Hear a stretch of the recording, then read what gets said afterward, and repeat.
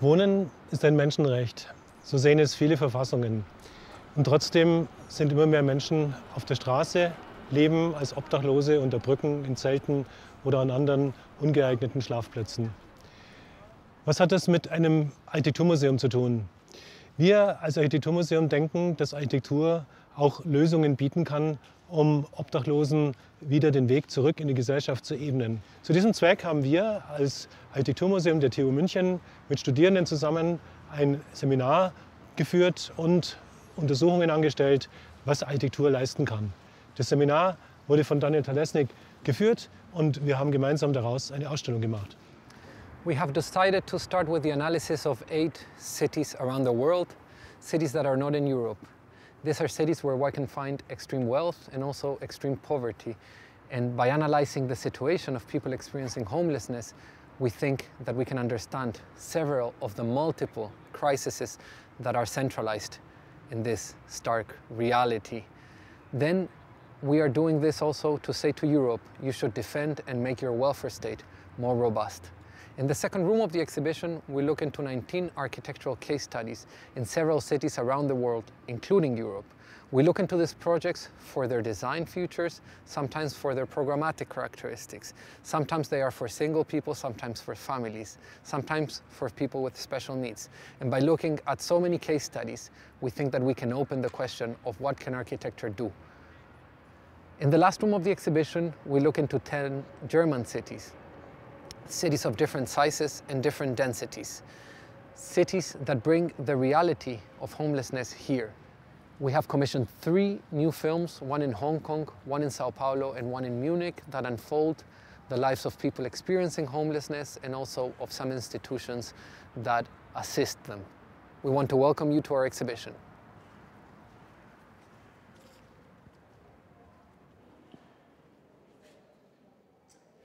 When we started thinking about this topic over 2 years ago, a topic that centralizes most of the problems and failures of our societies, nobody was expecting something like the coronavirus pandemic. In the early months of 2020, we started seeing images like this one. This is San Francisco. This is the city hall of the city in the backdrop. This is a grid that was drawn on the streets. These are lots to put the tents of people that currently live on the streets. How can you keep a social distance if you don't have a home?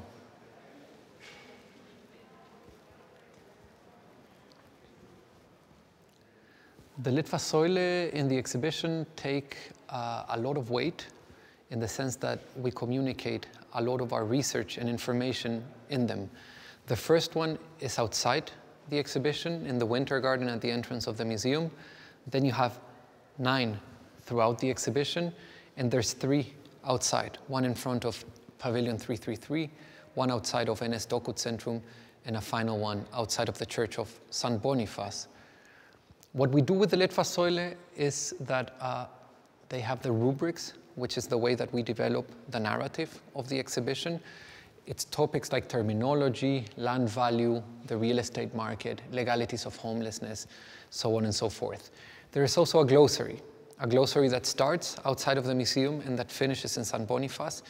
Terms, words that we think are useful and important to know at the moment of entering and understanding the problems around homelessness.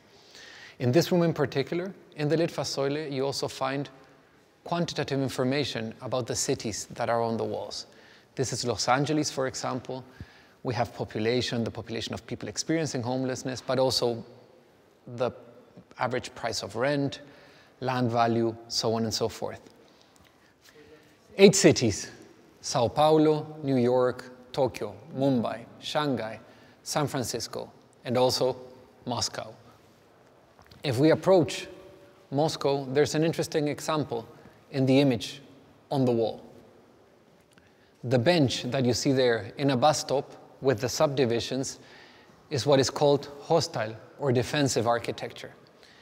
This design approach has been appearing in cities all over the world, and these barriers in public places impede people from resting, from lying down, or sometimes in sidewalks with spikes from placing a tent on the street.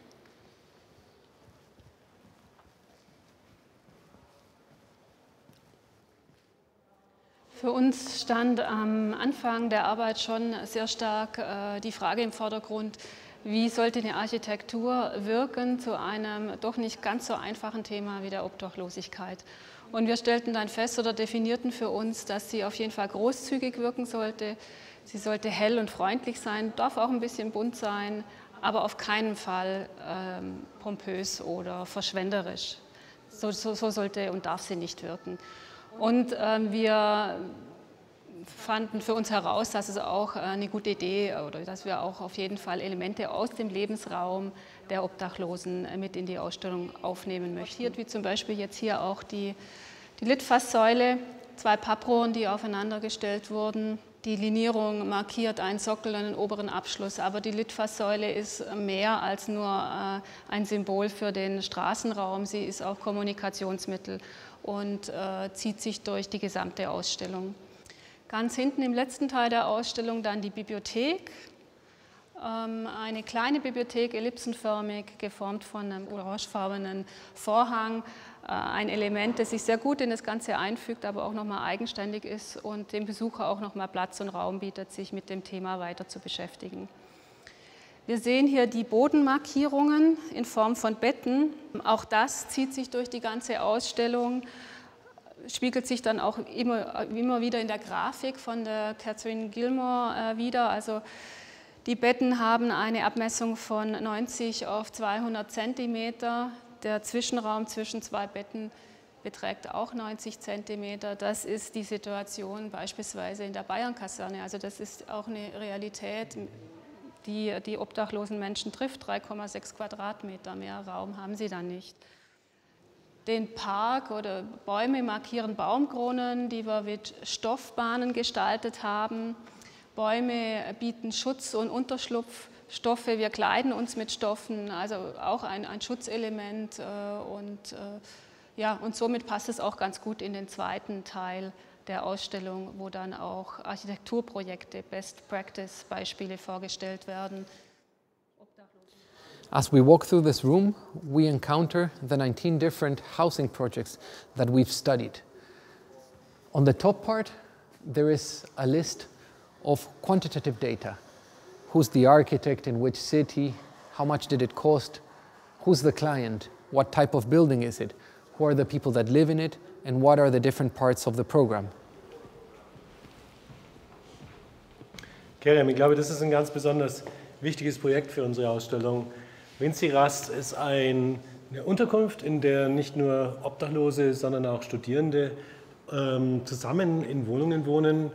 Ich glaube, das ist eine ganz wunderbare Initiative von einem Architekten, Alexander Hagner, der mit seinem Büro Gaupenraub auf die Idee kam, überhaupt einen Investor dazu zu überreden, zu sagen, kaufen Sie doch das denkmalgeschützte Haus, bringen Sie da Studierende rein, die haben sie wohnungssuchend und Obdachlose, die auch eine Wohnung brauchen.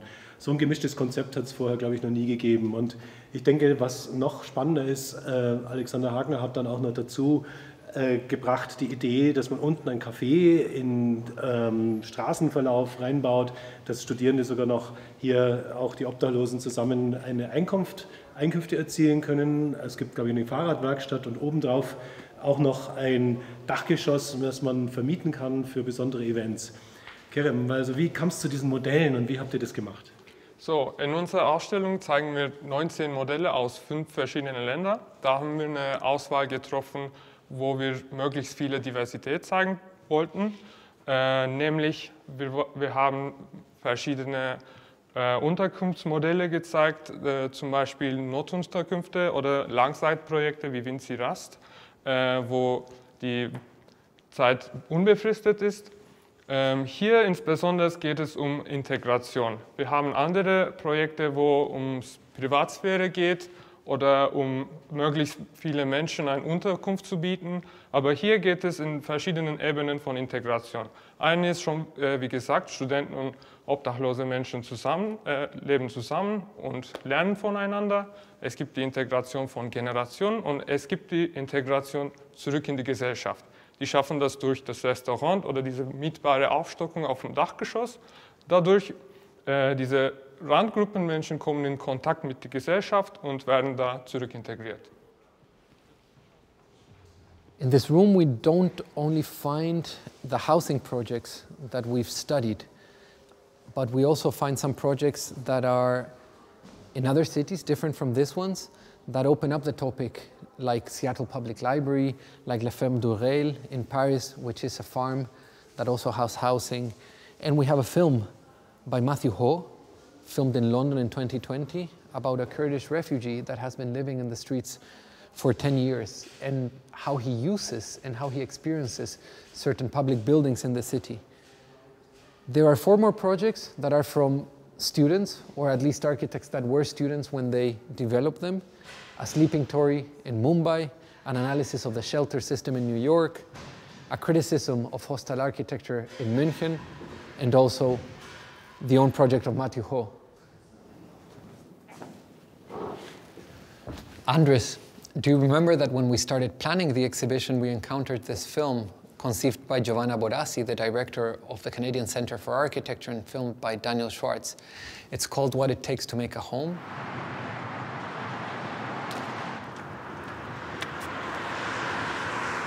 It's an interesting film because it compares Vienna and Los Angeles, two very different cities, through the eyes of Alexander Hagner, an architect in Vienna, and Michael Malzahn, an architect in Los Angeles, and it highlights their projects, Vinci Rust and Star Apartments, respectively. I mean, it's a very interesting comparison between Los Angeles and Vienna.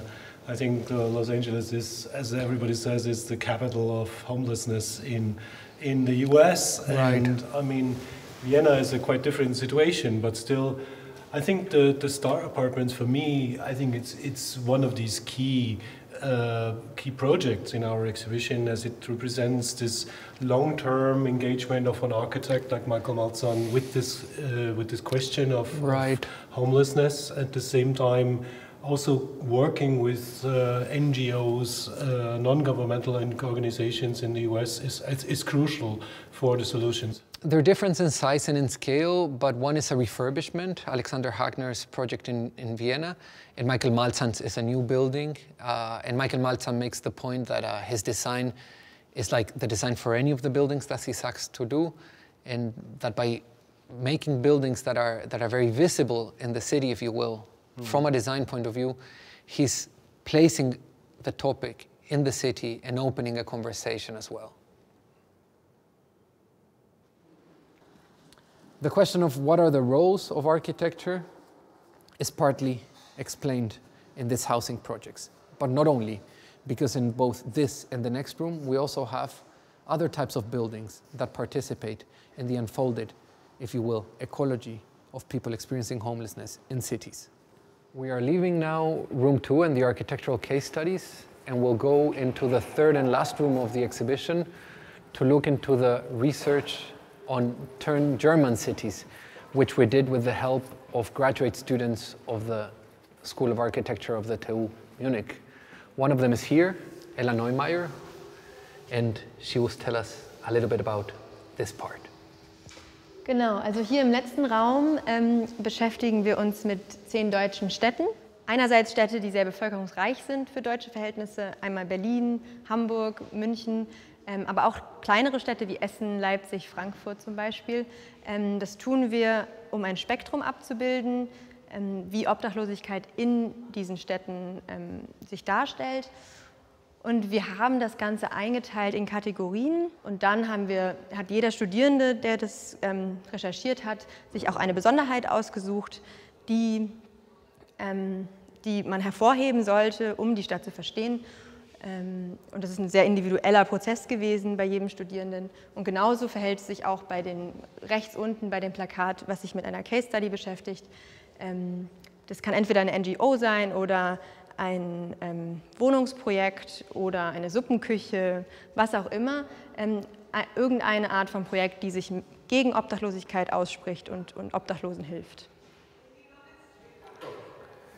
We are here in the last wall of the exhibition, and we have the 3 originally commissioned documentaries, one on Sao Paulo, one on Hong Kong, and one on Munich. These films unfold different realities around homelessness in these 3 cities, and we have here Nicole Huminski, one of the directors of the Munich film. Nicole, can you tell us a little bit about your film? Ja, also als wir mit der Recherche für den Film begonnen haben, hatten wir als Ausgangspunkt die Obdachlosenhilfe in St. Bonifaz. Und als wir da zum ersten Mal angekommen sind, waren wir erstmal total verwundert, weil die Straße total ausgestorben gewirkt hat. Und das, obwohl sie sich mitten in der Innenstadt befindet, in Fußnähe zum Hauptbahnhof.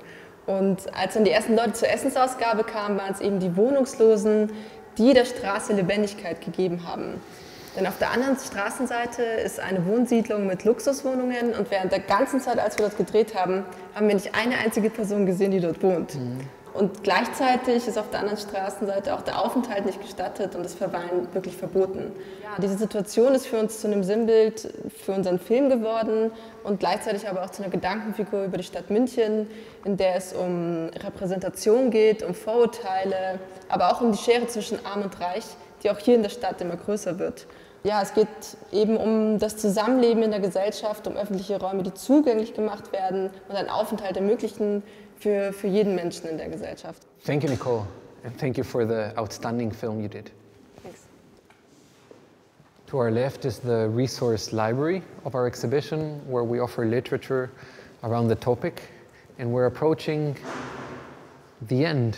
And this is a map of Munich that we produced with the help of our students here in the TU, and that tells us a little bit about the particularities of the crisis of homelessness in our city. Ich glaube, es war ein total spannender Prozess mit Studierenden, die Recherche zu machen, überhaupt mal zu erkennen, wo sind die Orte, die zum Teil ja versteckt sind vor der allgemeinen Wahrnehmung und die mal auch auf eine Karte zu bringen. Ich glaube, es war ein Lernprozess von allen Seiten. Und ich glaube, dieser Lernprozess, der kann auch gut fortgesetzt werden, diese allgemeine Debatte durch den Katalog.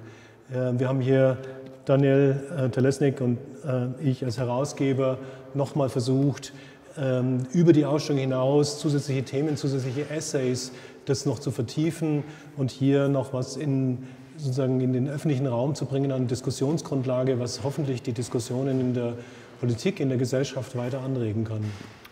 Absolutely. With the catalog and with our approach, this exhibition, which tends to be a little bit encyclopedic, with rubrics, with glossary terms, with statistics, with the analysis of cities, we're trying to unfold a topic that's very complex, and we're not trying to make it simpler or easier to understand. We're understanding it at face value.